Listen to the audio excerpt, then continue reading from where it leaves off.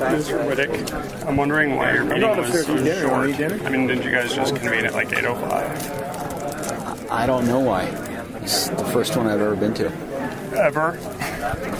For a House Caucus, yeah. Was this noticed? I don't know if they noticed it or not. Because it's a caucus, and I think it's supposed to be public, correct? You need to talk to him. Okay. I'm not charged this session.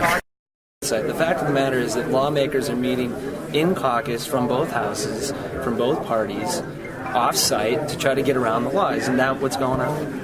No, because I don't think that the case was not about meeting off-site.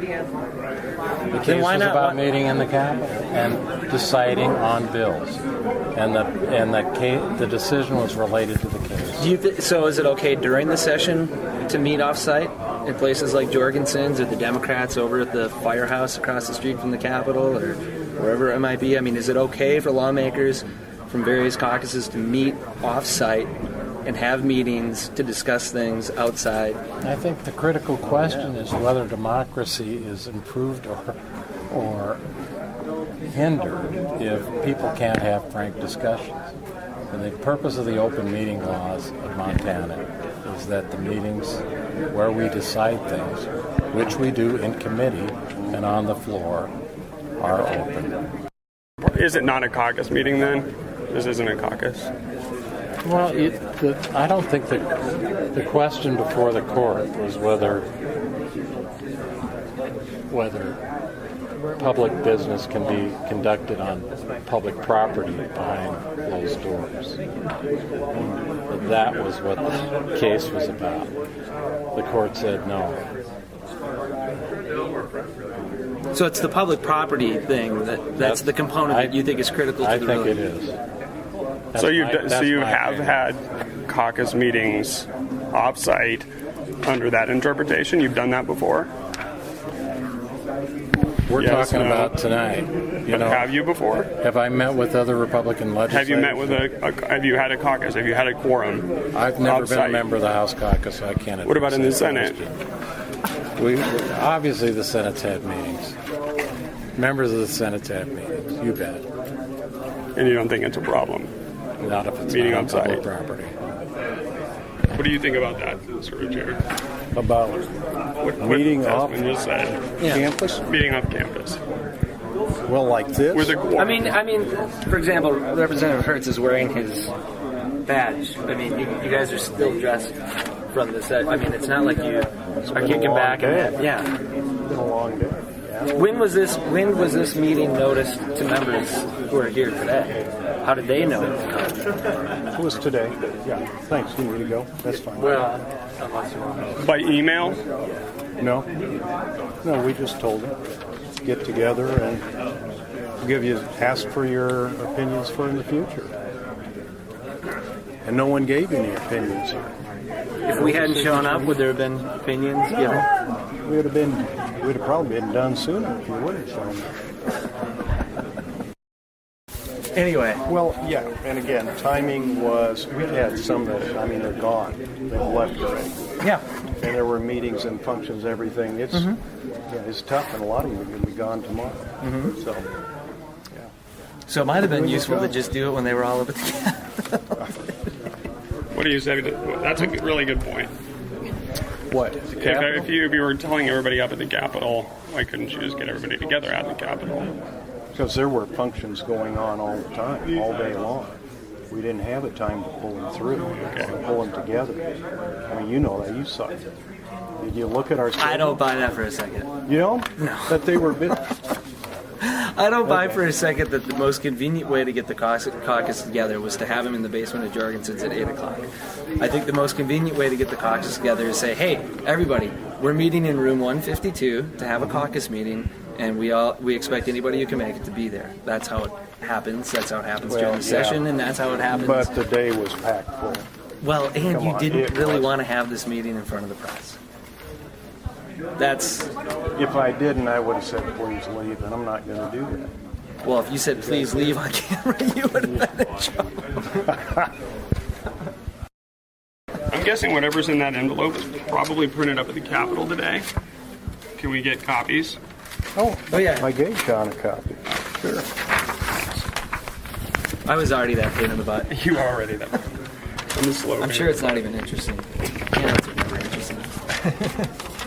Well, come on. It It's even not says 11, 13, Is 14 it? Republican House Caucus right there on the top. You labeled it what it is. How do you deny that this is what this is?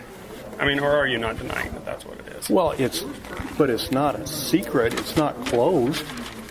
What he's saying is that it's not a secret closed caucus, but Okay. because they didn't kick us out when we showed up.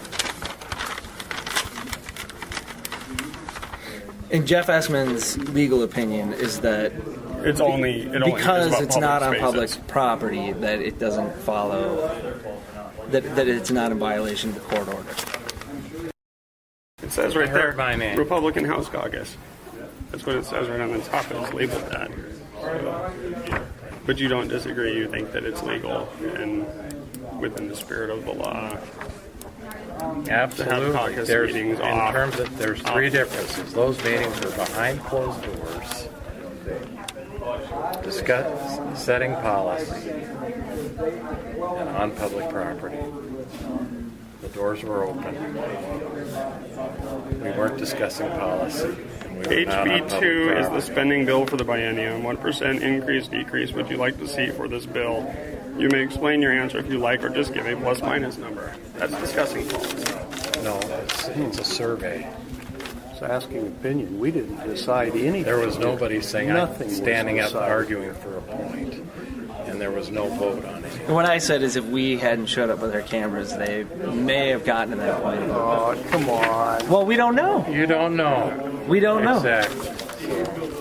That's the issue when they're not noticed, when the press and the public isn't invited to the meeting, when the meetings are held, when it's whispered among legislators, hey, we're meeting here at this time, whether it's before the session at 6 a.m. at Jorgensen's, which I know happens during the session, or whether it's at, during break in the middle of the day when the Democrats all, take their walk over to the Firemen's Union building across the street, whatever. What I'm saying is when you guys are whispering among each other, meet here at this time, the public is cut out of the process. And I think it's particularly important when you have a majority which has the ability with the votes to make policy, to pass stuff. I mean, obviously you need a governor's signature, but you guys can make decisions in this room outside of the public eye. Mm-hmm. And you're asking us to take your word for it that you're not doing that. And I don't think that we should trust you. You didn't see that happen here, did you? Well, no. Okay. But I also haven't. This is the first one I've been to. So, I don't know what happens at all the other ones that we don't find out about. Well, I don't know. I've been to a lot of meetings of a lot of Republicans, and a lot of ideas get discussed. And, some ideas go forward. They all have to go forward through the legislature, through a process, through public hearing, through votes on the floor. And a lot of ideas get discussed that never go anywhere. Every vote we take is public. Every vote we take in the committee is public. They're all recorded. 700 or 800 votes every session. I think the spirit of Montana, the law and Constitution is being followed. My conscience is clear. There's a social need for this. I think that's, What is that some of social it need? is- I think would be that's an interested in argument, hearing but I that. would like to. Yeah.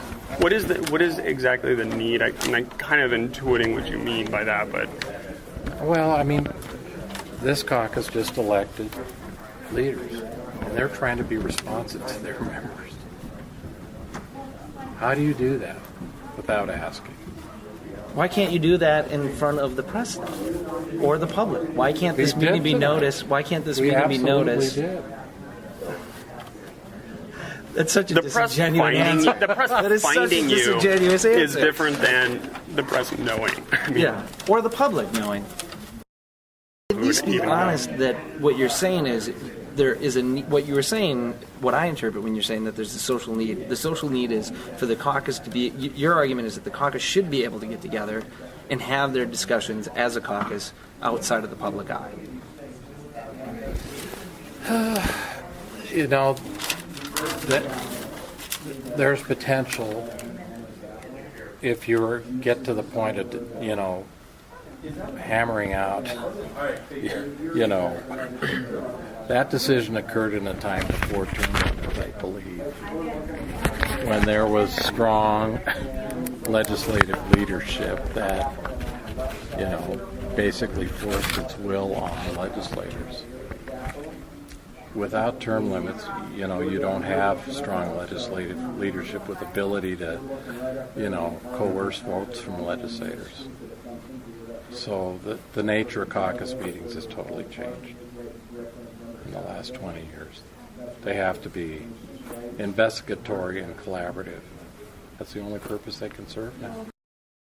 On what Espen was saying about maybe the need, I'm going to put words in his mouth, but like maybe the need for... He said social need. The social need to get the caucus together outside of the Capitol, somewhere off campus, not notice it, that there might be a need for that. Would you care to speak to that? I guess I would have to understand what he means by social.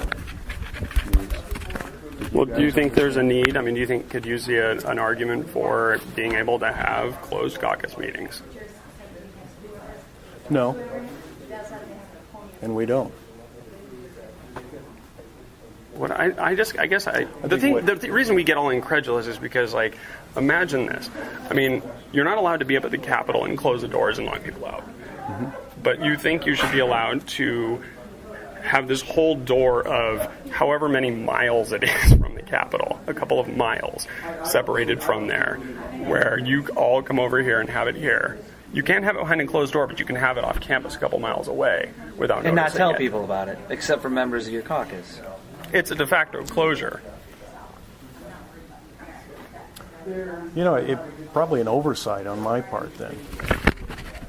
Well, you wouldn't be the first one to have the oversight. So, I mean, I'm not. We're not trying to pin this on you and say that you're doing something that nobody else has done. But no, honestly, if I wanted this closed, I'd say get out of here or whatever. But honestly, well, that would have created serious problems. No, but I know.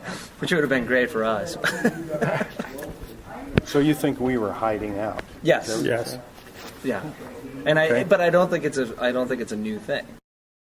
But here's the thing. I also know that it's that the parties don't get on each other about it because everybody does it, because it's, like Jeff said, they see it as a social need. I think there's an argument to be made for that.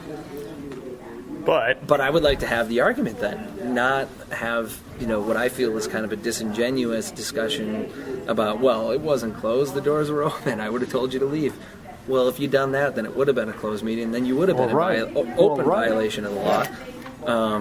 But this is, I think, it creates just enough area. Ambiguity to where you get to have your plausible deniability, and even if it's not meant in any kind of insidious way, the effect of it is that the public is shut out. Yes.